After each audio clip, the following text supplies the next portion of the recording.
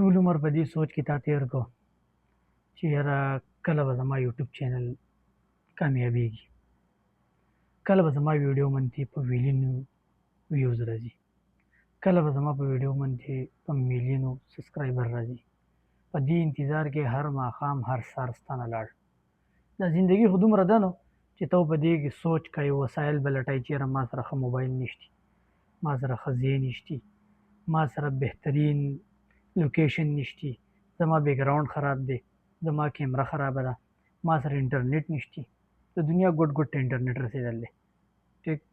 او بیا هم ته په دې انتظار کې ماښام سملی او سهار پاسې د خلکو ویډیوګانې ګورې، ښه جذبات ترې راشي چې یاره ما ځان له یو ویډیو جوړه کړې او هغه دقسې وایرل شوې. د بل سړي فالوور د هغه چې کوم دی پروفایل سین کوي، خامخا چې کوم دی د هغه ویډیوګانې ګوري چې په دې څومره ویوز راغلي، څومره لایک دي، څومره کمنټ دي، او دی به فی الحال څومره کمایي کوي. ګوره د سوشل میډیا دور دی، خلکو د مزدورۍ نه بس کړل دي. ټول مزدوران راغلي دي چې څوک لږ ډېر هم په موبایل باندې پوهېږي نو هغه راغلي دي او هر څه یې ختم کړل دي. ځان له یې په موبایل کې یو وړوکی غوندې چینل شروع کړل دی.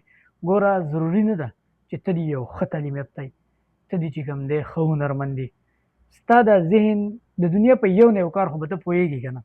ته به چې کوم دی په روټو پخولو پوهېږي، ته به په سالنو پخولو پوهېږي، ته به د چي په پخولو پوهېږي، ته به د چي په وړلو پوهېږي.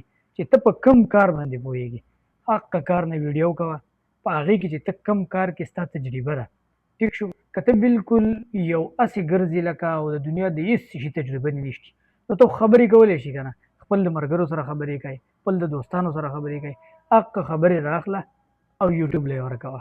ته ګوره چې تا له څنګه هغه تا له منافع درکوي. او محنت څومره دی چې صحیح محنت کوي، د ورځې 2-2.5-3 غنټې ټایم ورکوي نو 3 میاشتې صحیح محنت وکړه او ته بیا وګوره چې ستا ویډیو وایرل کېږي که نه وایرل کېږي او تا ته د یوټیوب نه څه جوړېږي که نه، ستا د یوټیوب چینل چې کوم دی هغه مخې ته ځي، کامیابېږي او که نه، ټیک شو. خپل ځان چک کړه، خپل ځان کې ټیلنټ چک کړه، خپل ځان وګوره چې یاره زه څه کولی شم او خپل ځان روان کړه په یوټیوب باندې او په یوټیوب باندې کار شروع کړه. 1000 سبسکرایبر بالکل سمپل دي چې ته ښکلې ویډیو جوړه کړې، په 3-4-5 ویډیوګانو باندې ته هغه پوره کولی شي او 4000 غنټې واچ ټایم درنه غواړي نو تا ته څه مسله ده. خو بس خپل ځان دې غلی کړلی، ماښام سملي هم په دقه سوچ کې، سهار پاسې هم په دقه سوچ کې چې یاره نن شروع کوم، سبا شروع کوم، را روان 1 تاریخ نه شروع کوم، بل 1 نه شروع کوم، 2025 ختم شو، 2026 کې به کوم، 26 ختم شي، 27 کې به کوم. په دې خپل ټول وخت ضایع کړو. راشه او نن ځان له اکاونټ جوړ کړه، نن پې کار سټارټ کړه. په ذهن کې دې پکې صحیح ښکلې خبرې، ښې خبرې راوړه او شو کړه د سوشل میډیا ته.